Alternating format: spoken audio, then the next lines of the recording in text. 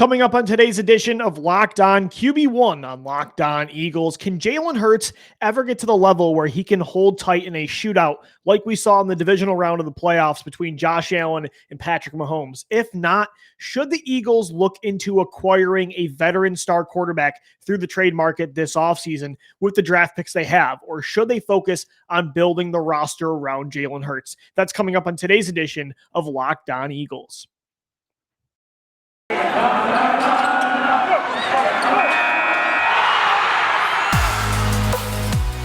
You are Locked On Eagles, your daily Philadelphia Eagles podcast. Part of the Locked On Podcast Network, your team every day.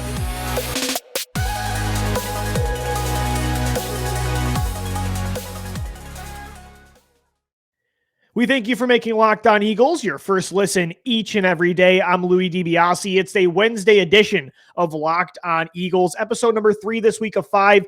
Download it into your phone wherever you get the show. We're available in video form as well on YouTube. Just type in Locked On Eagles and make sure you subscribe to our channel. And we're on Twitter at Locked On Birds and at DiBiase LOE. Since it is a Wednesday edition of the show, it's our flagship offseason show that we've also done throughout the regular season as well, but we moved it from Fridays to Wednesdays.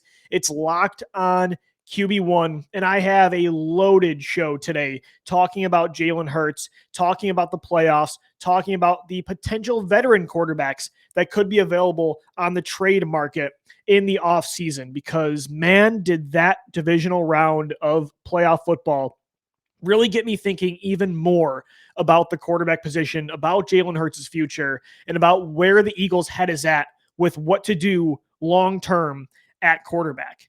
And guys, today's podcast is brought to you by OnlineGambling.com, the place to be for all the latest gambling news and tips throughout the NFL playoffs. Visit OnlineGambling.com/NFL to get the edge over the competition throughout this year's postseason.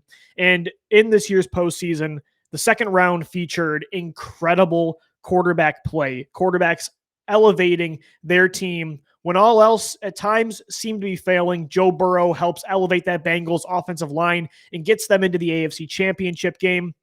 We saw as well Aaron Rodgers not play up to the MVP level he had all year. And for that reason, the Green Bay Packers lost to a team that did not have a good quarterback. And then, of course, the Sunday night game between the Chiefs and the Bills, that was maybe the best playoff performance, the best quarterback battle in postseason history between Josh Allen and Patrick Mahomes. And you watch Allen versus Mahomes become that historic quarterback battle. You watch Burrow lead the Bengals to their first AFC title in a decade despite a terrible offensive line. And I watched the Packers lose because of their quarterback. And I watched how important this position is, right? How much it can elevate and how much it can hold you back. And it confirmed so much of what we believe makes you a consistent long-term title contender year after year after year. And I watched some of the plays these guys made, right? I watched what Josh Allen could do on 4th and 13 off his back foot, throwing a 30 or 20 to 30-yard touchdown pass to Gabriel Davis. And then Patrick Mahomes in 13 seconds says, no problem. I can drive this Chiefs team down 40 yards and get them in field goal range and force overtime, right? I saw what Joe Burrow could do despite having no protection up front against the 1 seed in the Tennessee Titans. And I just saw some of the unworldly plays these guys made, especially outside of structure with their arm. And I asked myself, can I ever picture Jalen Hurts in this kind of situation, making that kind of play consistently? Where if Jalen Hurts had to play the best of the best, like he did this year at times, can I ever picture him, because he didn't do it in 2021, can I ever picture him in this situation where it's 36-36 and he can find a way to win you that football game? Like Nick Foles did in Super Bowl 52 against Tom Brady. Like we saw Carson Wentz do a lot in 2017. You know, they had a similar battle with the Los Angeles Rams and with that high-octane offense. Can you ever truly expect him to hold his own in that kind of contest? It's the question that we asked all year. Every single time Jalen Hurts and this Eagles team played another elite quarterback and a star-studded offense. And every single time, the answer we were getting, it kept being no. And so we already know the arm strength is never going to be there, right? He's never going to be able to make the throws that Josh Allen can make, that Patrick Mahomes can make, you know, that Justin Herbert can make. So we already know that part of his game is not going to be added. So can he get to the level where he can elevate the rest of his team with his arm in other ways, with his legs, to the point where he can hang with those quarterbacks? I just can't imagine. It's a really good question. I'm not saying the answer is already no, but so far the answer is no. And again, we know he's going to have to find a way to do it in other ways. It's going to be harder for him because he doesn't have that God-given gift of arm power that these other quarterbacks have. And I don't know, it was just hard to watch those football games and not imagine Howie Roseman also watching that game and seeing Jeffrey Lurie also watch that game, and then have them say after watching Bills Chiefs, yep, I know they said in the press conference, but after that game, I'm like, are they really watching this too, as I am, with the same kind of eyes, with more knowledge of football and what it takes to be consistently good, and with their past obsession with quarterback? And yet the response would still be, yep, Jalen Hurts is the long-term guy. We're good here. We don't need to rethink this at all. I just will never believe that that's where their head is at. And they never said anything about Hurts being the long-term guy. They kind of committed to him being the 2022 starting quarterback. But you can't tell me you're looking at the postseason and what it takes to be great and tell me that you believe that Hurts is the favorite to be that person for years to come. I don't know. And it's crazy to me being on Eagles Twitter that weekend, and we were all thinking the same thing and talking about it. It's crazy how some fans want Jalen Hurts to be the guy so bad because I think it's that they're so scared of instability again. And what happened with Carson Wentz really did just put a number on this fan base, because for years they had convinced themselves they had that franchise quarterback. They had that guy that could elevate everybody. And now that they feel like they have at least a guy, there was so much unknown for an entire year, unexpectedly so, because no one expected Wentz to drop off the face of the earth like he did in 2020. And so when they finally found some sort of stability in Jalen Hurts, and then he gets you into the playoffs and he provides you this certain floor of comfortability, right? And he did score a lot with his legs and with this high octane rushing offense that was number one in the NFL. I think that made people really comfortable. And I think they're scared of the uncharted waters again, of dipping their toes back in, and it might be cold. And there might be no fish in that water for a while. But I think that's part of it for sure. And some people were kind of like talking themselves out of elite quarterback play being what this team needs, like almost being overrated. And I know some of it is just people are trying to seek confirmation bias that they've been in on Jalen Hurts from the start and they really want to be right.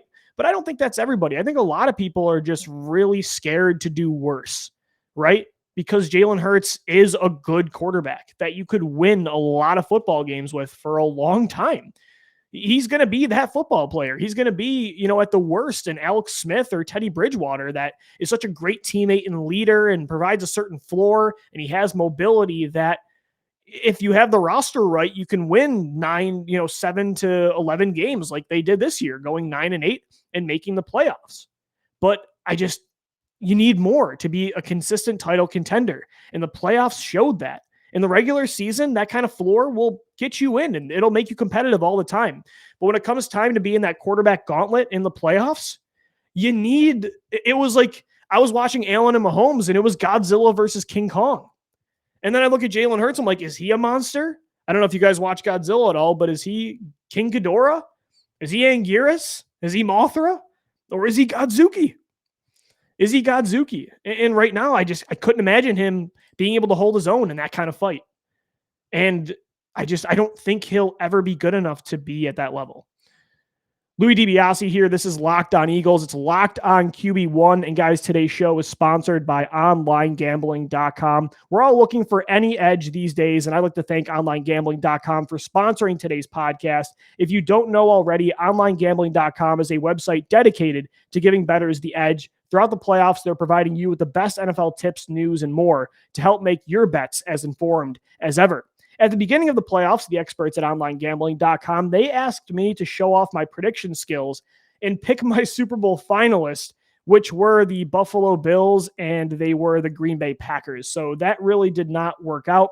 Well, they're giving me a chance to change my picks heading into the conference championships. And I think between Rams and 49ers, the Rams are going to win and go to their second Super Bowl in 4 years. And I think the Kansas City Chiefs are going to beat the Cincinnati Bengals. Feel free to add, your takes and your expertise by getting in on the action. OnlineGambling.com. Before you do it, though, they're going to provide you with the best insight and give you the edge. OnlineGambling.com/NFL. All the latest gambling news, tips, and odds to give you the edge throughout the playoffs. Remember, OnlineGambling.com/NFL to make the most of this year's playoffs. Welcome back in, Eagles fans, to Locked On Eagles. It's your daily Philadelphia Eagles podcast. We thank you so much for making Locked On Eagles your first listen each and every day. It's a Wednesday edition of the show, so as always, that means it's our flagship show of the week. It's Locked On QB1, and we're diving into the long-term stability of the Eagles quarterback position. Is Jalen Hurts the guy? And the question this week is he the guy that can, you drop him in that situation that Josh Allen found himself in on Sunday night in Arrowhead against Patrick Mahomes and that team. And they just kept coming, and Allen had a response every single time, and he put up 36 points. And with 13 seconds left, he took the lead against the greatest quarterback that's in the NFL right now. And I couldn't help myself but bring it back to the Eagles and think, can Jalen Hurts ever be that player? He's always going to give you a chance to be a playoff contender. But in the postseason, when it comes to consistently winning Super Bowls, which requires you going through multiple elite quarterbacks every single year, is he that guy? And I just really wonder what Howie Roseman was thinking. I would kill to be a fly on the wall wherever he was watching that game on Sunday night, and Jeffrey Lurie as well.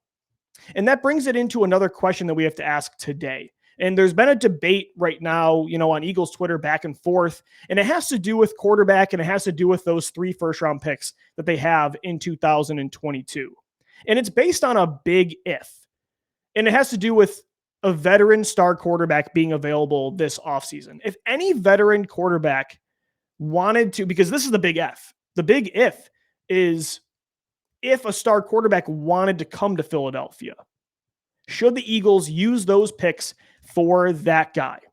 Or should they take the opposite approach, keep Jalen Hurts in there, quarterback right now you can win with, and hope that he can eventually become a quarterback you can win because of? And while you're still trying to find out that answer in 2022, you patch up this roster with much needed young talent, especially on the defensive side of the football, with 4 day 1 and day 2 picks in the first 2 rounds. It's a really interesting, fascinating debate that has to do with roster building, and it, differs with each person's philosophy. So if a guy like Russell Wilson decided that, because those quarterbacks are going to dictate where they go, even as crazy as it sounds, because this guy deserves no leverage, even Deshaun Watson with that no trade clause can decide where he wants to play. And if those guys don't want to play in Philadelphia, it doesn't matter how many draft picks the Eagles have. It takes 2 to tango. But let's say Russell Wilson said, yeah, I think Philadelphia would be a good situation for me. And Seattle knows the Eagles can offer them more than any team when it comes to draft ammunition this year. And also a quarterback in Jalen Hurts, maybe even a guy like Andre Dillard for offensive line help. The Eagles have the most to offer a team that's looking to trade a star quarterback. So let's say in the hypothetical land here that quarterback is okay with it. Do you move multiple first-round picks? Maybe all 3, maybe 2 in a second-round pick, or maybe it's 2 of them and Jalen Hurts and Andre Dillard. Do you take that approach, or do you try to make this roster really, really good and see if Jalen Hurts can take you to another level? Look, I'm not saying, for me, I lean towards, and not lean, I heavily favor going towards that star quarterback, i.e. Russell Wilson's really the only option to me. I'm not going to want Deshaun Watson this year. That issue is not going to be resolved enough for me to feel comfortable with him being the quarterback moving forward. So let's say it's just hypothetically, it's Russell Wilson, who's the most realistic anyway. Can't imagine Aaron Rodgers would want to come to Philadelphia. I'm all in on trading what it takes to get that player. And that isn't me saying ignore the roster completely and just let a quarterback make you complacent when it comes to upgrading at linebacker and corner. I'm not saying make sure quarterback just carries you and you say suddenly you have a mindset of, we have an elite quarterback. We don't need to really invest any significant resources in this roster because he's got us, right? Because we saw what Carson Wentz could do in 2019. We don't need to invest in these other positions. I don't want a star quarterback to make this team complacent. I want this roster to be uber talented on both sides of the football. And don't just patch up the roster with Band-Aid signings, a lot like, Chip Kelly did when he was general manager, and sometimes Howie Roseman has done, especially on the defensive side of the football. I'm not saying take that approach, But at the same time, until you have that franchise quarterback, you're just not going to be a consistent contender. You're not. That's the reality. Look at all the Final Four teams right now in the conference championships. The San Francisco 49ers, the Los Angeles Rams, the Cincinnati Bengals, the Kansas City Chiefs. All four of those teams in the last decade have found consistent winning. And it was with a strong roster and with average to good quarterback play. Heck, the Rams made a Super Bowl with that, with Jared Goff. The 49ers did the same thing 2 years ago with Jimmy Garoppolo. The Chiefs and Alex Smith were winning 10-plus games pretty much every single year before Patrick Mahomes came in. And before Joe Burrow was with the Bengals, Andy Dalton consistently got them into the wild card round. So those teams, look at these Final Four as an example. They all had a certain floor of winning. But even these four teams knew that the strong roster they had around an average quarterback was not going to be enough to be a consistent contender. Even those teams who had all the excuses in the world to keep running it back and be complacent said, no, we want more. The Chiefs went for Patrick Mahomes. Look how much better it made them. The Cincinnati Bengals got Joe Burrow. Look how much better it made them despite having holes on that roster. The San Francisco 49ers, yeah, they made it to the NFC title right now with Jimmy Garoppolo, but I bet you they'd be a whole lot better, and they recognized it if they had a better quarterback, and it's why they traded up for Trey Lance, and I bet you they're a better offense in 2022. And the Los Angeles Rams were the same exact kind of team with Jared Goff, and they said, no, we need more. And Matt Stafford in his first year is a great quarterback that won you a game against Tom Brady with two huge throws in the clutch to set up a game-winning field goal and went toe-to-toe with the GOAT. Jared Goff is not doing that. He's shown that he's not doing that. And so all of these teams took the approach that you need to be a consistent contender, and it's worked out for all of them. And so just look at the playoffs this year, Eagles fans, and then ask yourself if you're okay with the other strategy of really just making this roster great and then being okay at quarterback. It's just not a realistic strategy to be great. It's not a realistic strategy to have a juggernaut roster around an average to good quarterback. It's not. There's too many what ifs and variables in the NFL. There's a salary cap. There are too many draft misses, especially with the Eagles. Like, you don't want the Eagles to give up pick 15, 16, and 19 for Russell Wilson. Guys, the Eagles, look at what they've done with pick 15 to 32 over the years. You're telling me you wouldn't trade Derek Barnett, Jalen Reagor, and Andre Dillard for Russell Wilson? Now, they haven't always missed. They've had some huge first-round picks the last decade. Lane Johnson and Fletcher Cox are a ways back, but they were nails. They were perfect first-round picks. Devontae Smith last year as well. So they've had good first-round picks, but none of them make the kind of impact on their own that a franchise quarterback does. And the picks 15 to 32, they're not consistent enough. Look at not just the Eagles, but the entire NFL. Each year, there are so many busts or just, okay to good players in that range. And while three really good, good players in the first round this year would be perfect and which would really help the Eagles long term, but it would not be to the level of what a Russell Wilson could do. If I can get Russell Wilson, I am doing it. I'm 100% doing it. And I hate the take, we aren't a quarterback away. Yes, you are. Most teams are. No roster is ever going to be perfect with a salary cap, with the unknowns of the draft. You're never going to have every single position have a star at it. You're just not. That's not the reality. The Cincinnati Bengals, again, I keep going back to that comparison of their offensive line. It's horrible. It's patchwork right now. And it didn't matter. Joe Burrow got them to the AFC title. And he beat teams like the Packers this year and the Kansas City Chiefs and the 1-seed Tennessee Titans. So most teams, yes, they are a quarterback away. You're never going to make the roster perfect. It's going to take you forever to do that, to have that strategy in mind. And I don't get how Eagles fans can say that of any fan base. After watching 2017, was that roster seen as Super Bowl caliber before Carson Wentz and Nick Foles went God mode that year? No, it was seen as a team. I predicted them that year to go 9-7. I thought Carson Wentz would take another step and they would contend for the playoffs and they'd be 2 games better than they were in 2016. Instead, Carson Wentz was an MVP finalist. Nick Foles was a Super Bowl MVP and they won a championship. So you look at it and this roster right now is probably better set up than 2017 if they had an elite quarterback. with the offensive line they have, with Devontae Smith, with Dallas Goedert, with the running backs they have, with the defense having a true CB1 and Darius Slay. And you could still, you don't have to sell the future for one of these players or even milk this entire class. Even if you gave up 2 first-round picks, Jalen Hurts and Andre Dillard, and maybe a future pick, you'd still have a first-round pick this year. You'd still have a second-round pick. You have such a luxury this year of being able to overpay for a franchise quarterback. And guess what? The word overpay and franchise quarterback shouldn't be a thing. You can't overpay for a franchise quarterback. You can't put a price on that. And you probably wouldn't even have to overpay.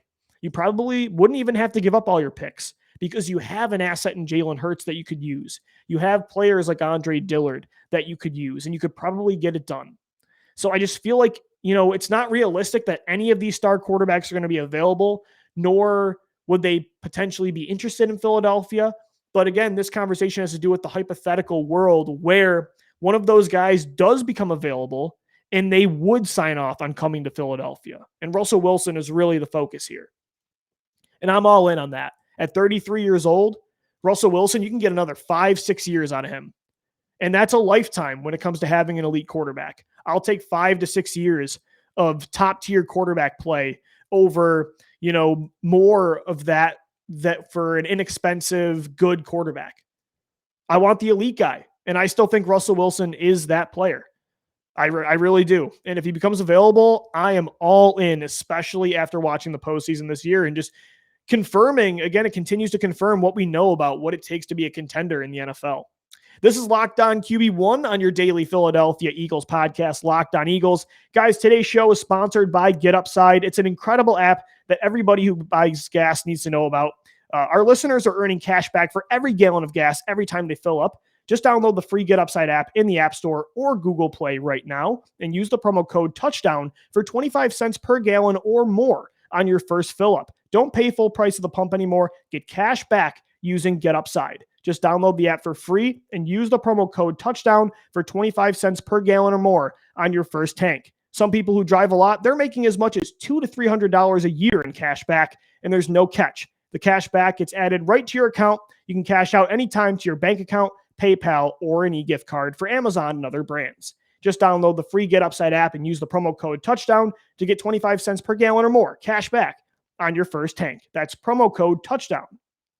And guys, today's show is also sponsored by the best tasting protein bar in the world. It's Built Bar. It's the new year, so that means New Year's resolutions. If yours is about getting fit or eating healthier, make sure you include Built Bar in your plan. Built Bar is the protein bar that tastes just like a candy bar, maybe even better than a candy bar. It makes it easier to stick to your resolution. It's a bar covered in 100% chocolate, but it's all of the flavor and none of the guilt. It's healthy, only 130 calories in every bar, 4 grams of sugar, 4 net carbs, and 17 grams of protein. Even if you're not a huge fan of working out, you can at least eat something that tastes good and is good for you. That way, when you enjoy a delicious Built Bar, you can almost count it as a workout. Go to BuiltBar.com or Built.com and use the promo code LOCKED15 to get 15% off. And there's so many flavors to choose from when you get to Built.com. Coconut almond, peanut butter brownie, raspberry, cookies and cream, salted caramel, mint brownie, something for every taste bud. Again, Built.com. Use the promo code LOCKED15 for 15% off. All right, guys, Louis DiBiase here of Locked On Eagles, wrapping up this Wednesday edition of the show. It's Locked On QB1. Thank you so much for making Locked On Eagles your first listen each and every day. And, we're talking about how the playoffs pertains to the Eagles and their long-term decision at quarterback. And I, use the example of these final 4 teams and what they recognize it takes to be consistently great.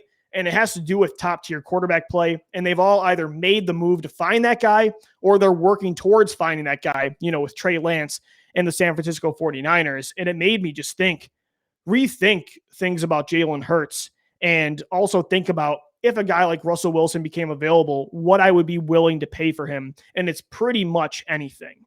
And, the other reason why the Bills-Chiefs game is what really put me over the top about this and really start to think about this more is because of how good Josh Allen and Patrick Mahomes are and the plays they can make that only a few other guys can really make. And why that game specifically was even more frustrating to me.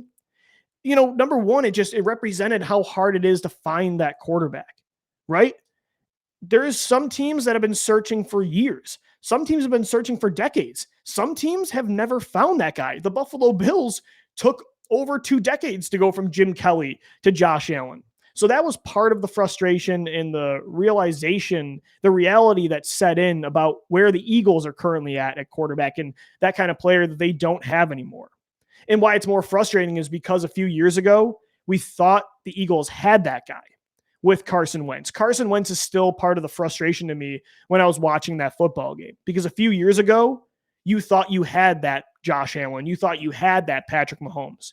And he was that guy that I remember in 2017 being on Twitter and seeing fans of other teams be like, damn, wish we had that kind of player. Wish we had a Carson Wentz that could pull a rabbit out of a hat and completely take over games, making plays that others didn't. And that's why it was tougher to watch, because you know the Eagles don't have that guy, and you know at least for a little bit you felt like they had him. It just kind of brings you back to how frustrating it is the way it ended and the tough spot it puts you in now to find that next guy. And I'm not going to get back into who's to blame between Carson and the organization. We know who Wentz is now, but the fact of the matter is it doesn't matter why we got to this point. The fact of the matter is we did get to this point. And it makes it tougher to watch top tier quarterback play, knowing that you don't have that anymore. And it kind of brought me back to a little flashback to 2015. I remember there was a day in college that I was at an 8 a.m. class. I think it was media literacy or something like that. And I remember reading an article, I think it was NJ.com, maybe Elliott Shore Parks at the time. And it was the year after Sam Bradford took the Eagles to 7-9, and he was okay, good, not great. And you kind of felt like you were in that quarterback purgatory that you could be in right now. And the article was quarterback options for the Eagles in 2016, before I thought they could trade up for Carson Wentz. They had an average quarterback at that time in Sam Bradford, and I just remember seeing the options in that article, and I'm like, damn, it is really hard to find that guy. And I don't know how you're going to find him, but it is difficult. And I don't like feeling like the Eagles are back in that situation. And I think Jalen Hurts has a way better chance to be more than just a good quarterback compared to Sam Bradford, even though Bradford was a first overall pick. But at the same time, right now, I don't think Jalen Hurts can get to the level of Joe Burrow, of Patrick Mahomes, of Matt Stafford, of Josh Allen, where he's worth keeping for years to come. Can you make it to an NFC title with Jalen Hurts? Yeah, I mean, the Niners did it with Jimmy Garoppolo. The Vikings did it with Case Keenum. The Broncos did it with a horrible Peyton Manning that was on his last legs. He was one of the worst starting quarterbacks in football that year. You can do it once or twice. The Jaguars did it with Blake Bortles. But how many of those teams consistently got back? Minnesota never got back. Jacksonville never got back. Denver's still looking for that guy 7 years later. San Francisco got there twice with Jimmy Garoppolo, but they know it's not sustainable. They need Trey Lance. The Rams knew with Jared Goff they needed more. They needed Matt Stafford. The Bengals needed Joe Burrow. The Chiefs needed to go from Alex Smith to Patrick Mahomes. The Bills had to go from Tyrod Taylor to Josh Allen. That's the way it's going to be. And if that guy becomes available this year, I still believe Jalen Hurts can get a lot better in year 3, but it doesn't matter how good he can get because he's not going to be better than Russell Wilson this year. And I don't think it's realistic to expect a veteran star to be available for the Birds. But if there is one, I'm paying the price. I'm paying what it takes. All right, guys, that's going to do it for this edition of Locked On Eagles. Thank you so much for making Locked On Eagles your first listen each and every day or your first watch. We're available on YouTube and every podcast platform that you listen to the show. And we're on Twitter. Hit us up at Locked On Birds and at DiBiase LOE. We'll be back tomorrow for another edition of LOE. Until then, thank you for downloading. Thank you for listening. Thank you for watching. And let's go Birds.